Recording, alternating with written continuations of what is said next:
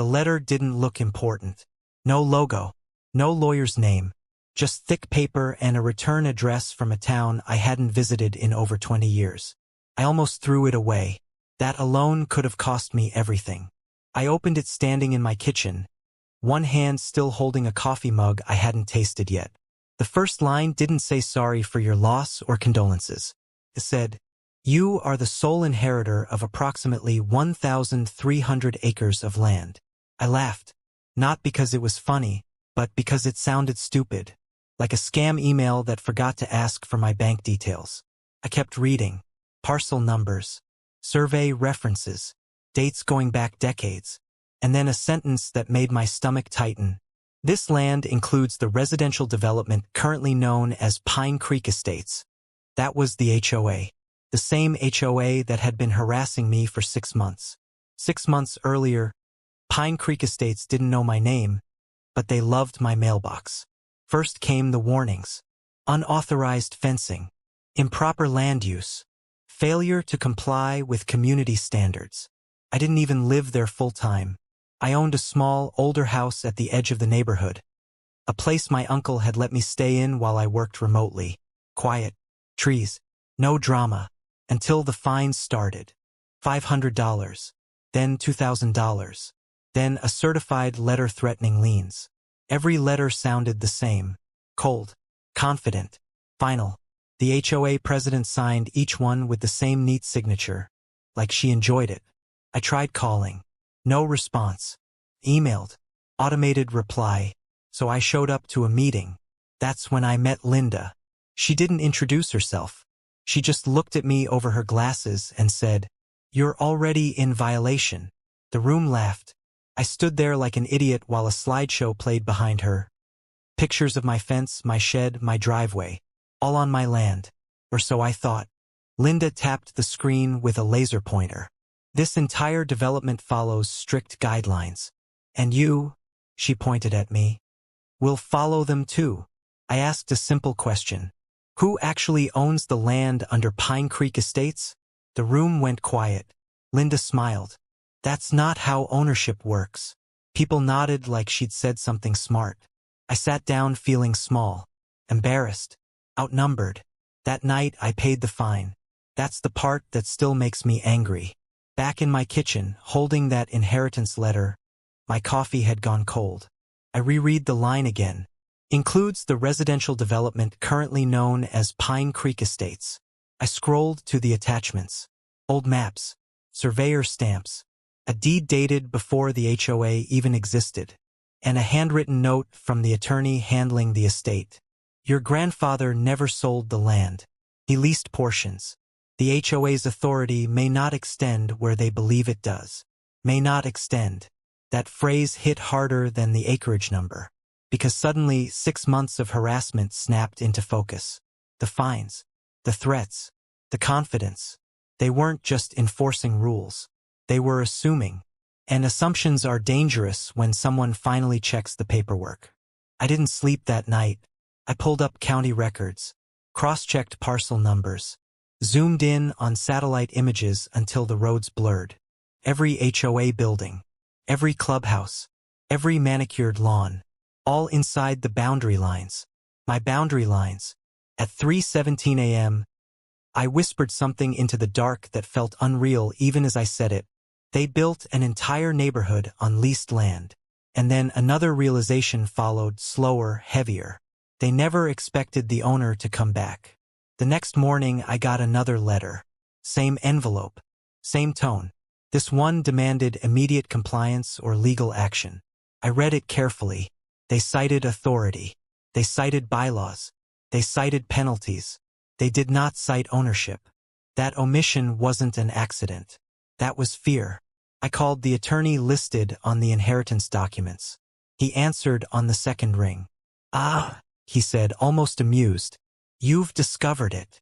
"Discovered what?" I asked, though I already knew. "That Pine Creek Estates exists at the pleasure of your family's silence."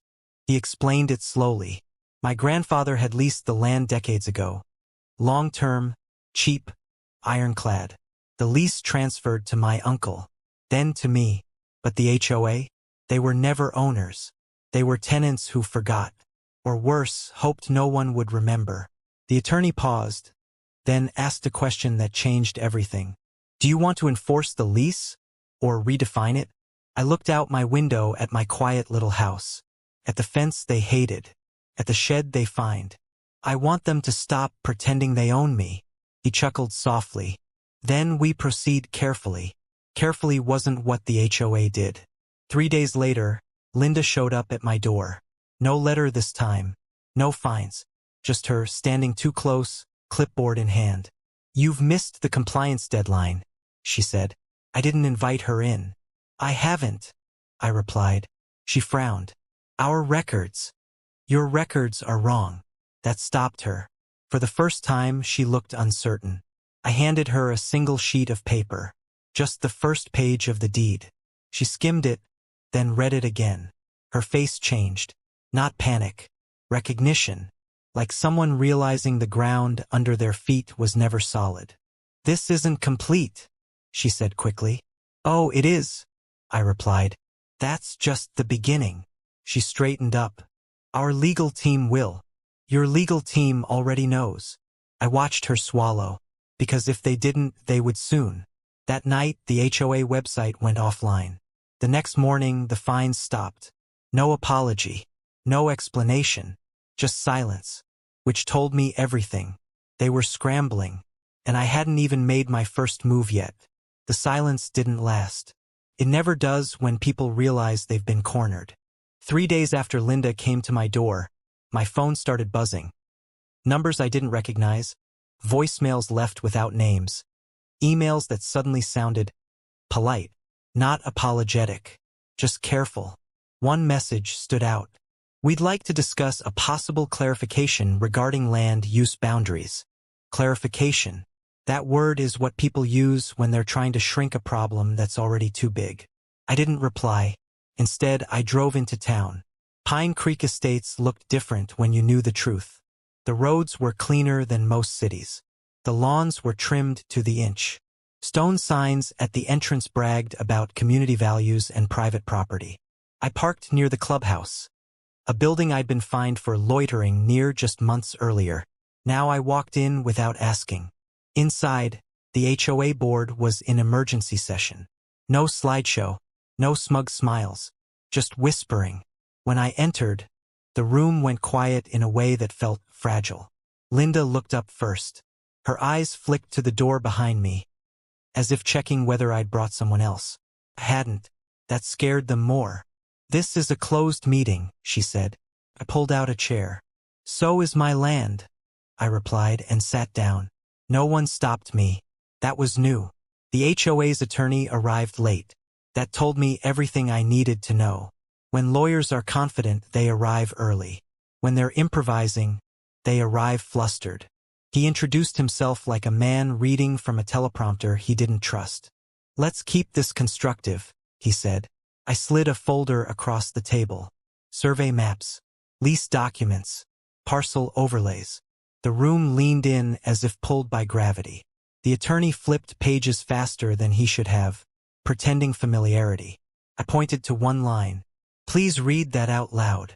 He hesitated. Linda glanced at him. The homeowners around the table, people who'd once laughed when I was fined, now looked confused. Finally, he read it. The land remains the sole property of the Grant family, with use rights granted under long-term lease. Someone asked the question out loud. So, we don't own our houses? The attorney jumped in fast. No, you own the structures. On whose land? Another voice asked. The attorney didn't answer. That's when the room fractured. People don't panic all at once. First comes denial. This can't be right. We paid market price. The county wouldn't allow this. Then anger. You told us everything was secure. You said the HOA owned the land. Linda tried to regain control. This is a misunderstanding, she said sharply. We've operated this way for decades. I finally spoke. So did my grandfather, I said. He just didn't pretend to own what wasn't his. Every eye turned to me. I didn't raise my voice. I didn't need to. You fined me for 6 months, I continued. threatened liens, public humiliation, all while standing on land you lease. Linda snapped. You could destroy this community. That was the first honest thing she'd said. The attorney called for a recess. Classic move. They needed time to coordinate stories. I stepped outside while the board huddled. That's when the first homeowner followed me. Then another. Then 3 more. Quiet voices. Nervous. Is this real? Can you evict us?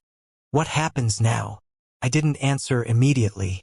That silence did more than reassurance ever could. I didn't come here to hurt anyone, I said finally. But I won't be bullied on my own land. That distinction mattered. They weren't the enemy. The HOA was. By the time the meeting reconvened, the power dynamic had flipped. The attorney spoke carefully now. We propose a revised lease agreement, he said. One that maintains stability. I smiled. Stability for who? He didn't answer. I slid a new document across the table. This one had numbers. Real numbers. Updated lease rates. Market adjustments. Compliance clauses. The room froze. Linda stared at the first page like it was radioactive. You can't do this, she whispered. I can, I replied. And I should have years ago. The attorney leaned back. This will bankrupt the HOA. I met his gaze. Then perhaps you shouldn't have built an empire on borrowed ground. That night, emails went out to every homeowner. Not from the HOA. From me. Clear language. No threats. Just facts. Who owned the land. What the lease meant. Who had been misrepresenting authority. My inbox exploded. Some thanked me. Some cursed me. Most were terrified. That fear wasn't about money. It was about identity. They thought they were owners. They were guests. Linda didn't sleep. I know because she emailed me at 2:41 a.m. We can negotiate. Quietly. I replied with one sentence. So could I 6 months ago. The next morning, the HOA website came back online. New language. New tone. No more fines. No more threats. But it was too late. The homeowners had started asking questions. And questions once asked don't go back in the box. By the end of the week, 2 board members resigned. The attorney withdrew. Linda stopped answering calls. And I was just getting started. Because the lease? That was leverage. What I planned next? That was transformation. Linda didn't disappear. She just changed tactics. When people lose power quietly, they retreat. When they lose it publicly, they try to burn the room down on the way out. 2 weeks after the emergency meeting, Pine Creek Estates received a new letter.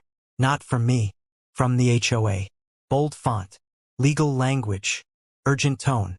Notice of legal action against false claims of ownership. They named me directly. Accused me of fraud. Of intimidation. Of attempting to destabilize the community. And here's the part that mattered. They told homeowners not to contact me. That single line exposed everything. Because if I was wrong, they wouldn't be afraid of conversations. My attorney read the letter once.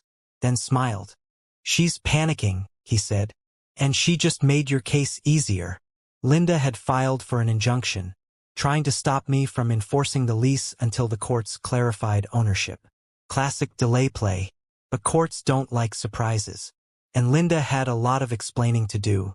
The hearing was scheduled fast. Too fast. Which meant someone had pulled strings. The courtroom was full. Homeowners. Board members. People who used to wave at me, now avoiding eye contact. Linda sat at the front, rigid, rehearsed. When she took the stand, she spoke with confidence. About community values. About stability. About protecting families. Then my attorney asked one question. How long have you known the HOA does not own the land? Linda hesitated. Just half a second. But that's all it takes. I don't accept that premise, she said. The judge raised an eyebrow. Answer the question. Linda swallowed. She admitted they'd known about the lease in some form. That phrase would haunt her. Next came the documents. Emails. Internal memos. Meeting notes. All showing the board had chosen not to disclose the lease status to homeowners. Not ignorance. Strategy. When the judge asked why, Linda said something unforgivable. People don't need to know everything. The courtroom shifted. That wasn't arrogance. That was confession. Outside, word spread fast. By the time the hearing ended, Pine Creek Estates wasn't whispering anymore. It was shouting. Homeowners demanded emergency town halls. Real estate listings appeared overnight. Contractors stopped work mid-project. The HOA's authority evaporated. Linda made her last move at a public meeting. Packed room. Standing crowd. Cameras rolling. She stood at the podium and pointed at me. "This man wants to profit from your fear." I waited. She kept going. "He inherited land he didn't earn. That one landed wrong." I stepped forward. "I inherited responsibility," I said. "You inherited power and abused it." Applause. Not polite. Explosive. Linda's face tightened. "You'll ruin us," she shouted. "No," I replied. "I gave you 6 months to stop ruining yourselves." Silence. The kind that ends careers. The board voted that night. Not on the lease. On Linda. She was removed. No ceremony. No speech. Just escorted out of the room she once ruled. She didn't look at me. She didn't have to. 2 days later, the injunction was denied. The judge's words were blunt. The landowner's rights are clear. The HOA's representations are not. That sentence collapsed everything. I didn't celebrate. I walked the property instead. All 1,300 acres. Paths I'd never taken. Corners no one had marked. The weight of it settled in slowly. This wasn't about revenge anymore. It was about deciding what kind of owner I'd be. Because power always asks one question. What will you do now that no one can stop you? That night, I drafted the final plan. Not punishment. Not profit. Reform. And it would change Pine Creek Estates forever. Power is loud when you first get it. Then, if you're paying attention, it gets very quiet. After the court denied the injunction and Linda was removed, Pine Creek Estates waited for the hammer to fall. They expected evictions. They expected rent spikes. They expected revenge. Because that's what they had been trained to expect from authority. For weeks, nothing happened. No notices. No new fines. No dramatic announcements. Just silence. And silence, when people are afraid, is unbearable. I called a community meeting. Not at the clubhouse. On the open field behind it. No walls. No podium. No security. Just folding chairs and a microphone. The turnout shocked everyone, including me. Families. Elderly couples. People who had avoided me for months now sitting close enough to hear my breathing. I didn't start with legal language. I started with the truth. "My grandfather bought this land after the war," I said. "He leased it because he believed ownership should never feel like a trap." People listened. Not because I had power. Because I sounded human. "I didn't come here to take your homes," I continued. "I came here because you deserve to know who actually controls your lives." Murmurs. Some relief. Some skepticism. Both fair. I explained the new structure. No HOA fines without resident vote. No secret bylaws. Lease transparency. Public, simple, fixed. A resident council with actual authority. And this part mattered most. I reduced the lease cost. Not dramatically. Just enough to make a point. Gasps. A woman near the front started crying quietly. Someone asked why. I answered honestly. Because control should never be profitable. That line traveled farther than I expected. The old HOA dissolved within a month. Not in flames. In paperwork. Linda never came back. I heard she tried consulting work. Hard to sell authority after losing it publicly. Life in Pine Creek Estates changed. Slowly. Subtly. People stopped measuring grass height. Kids rode bikes without side-eye. Neighbors talked again. And me? I stopped feeling like a trespasser on my own land. One evening, I walked past the clubhouse. Someone had taken down the stone sign. In its place, a simple wooden one. Pine Creek, residents first. No rules listed. No threats. Just a reminder. Sometimes people ask if I regret not going harder. If I regret not cashing in. I don't. Because here's the thing no one tells you about power. It's not proven by how much you can take. It's proven by how much fear you remove. The last letter I ever got from the old HOA sat unopened for weeks. When I finally read it, it wasn't an apology. Just one sentence. "We never expected you to check." I folded it and put it away. Neither did I. A real ending doesn't happen when the noise stops. It happens later, when things are quiet enough for the truth to settle. Months after Pine Creek Estates changed hands, people still expected another twist, another fight, another lawsuit, another shoe to drop. That expectation told me everything I needed to know about what the HOA had done to them. They had trained fear into routine. The first unexpected moment came on a Tuesday. No meeting, no agenda, just a knock on my door. It was a man named Robert, mid-50s, lived there since the first phase of development. He'd been one of the loudest voices against me at the start. He held a folder. "I need you to see this," he said. Inside were documents from when he bought his house, HOA brochures, marketing promises, language that implied ownership without ever stating it. "They lied," he said quietly. "Didn't they?" I nodded. He exhaled like someone finally allowed to be tired. "I spent 10 years thinking I was crazy for feeling trapped," he said. "Turns out, I was just cornered." That moment mattered more than the court ruling. Because justice isn't proven by paper. It's proven by relief. Word spread. Others came. Not angry this time. Curious. They asked questions the HOA had never allowed. Why were fines so arbitrary? Why were rules selectively enforced? Why did dissent always get punished? Patterns emerged. Control wasn't accidental. It was engineered. One evening, a teenage girl approached me after a community cleanup. She hesitated before speaking. "My mom used to cry after HOA meetings," she said. She thought it was her fault. That sentence stayed with me longer than any legal victory. Because the damage wasn't just financial. It was psychological. Linda tried to rewrite the story. I found out through a local blog. She claimed she'd been protecting property values. That she'd been forced out by misinformation. But narratives don't survive contact with evidence. Former board members contradicted her. Emails surfaced. Timelines didn't match. The comments section buried her. Publicly, quietly, permanently. Power hates daylight. 6 months later, something strange happened. Property values didn't drop. They rose. Not because of tighter rules, but because people felt safe. Safe to repaint. Safe to renovate. Safe to breathe. Buyers liked transparency. Banks liked clean ownership structures. Fear, it turns out, is bad for business. I was offered money. Developers. Investors. Consultants. Big numbers. All wanting a piece of the 1,300 acres. Every offer came with the same assumption, that I'd learned power was meant to be sold. They were wrong.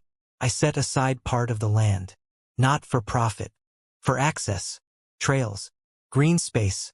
Community use. No permits required.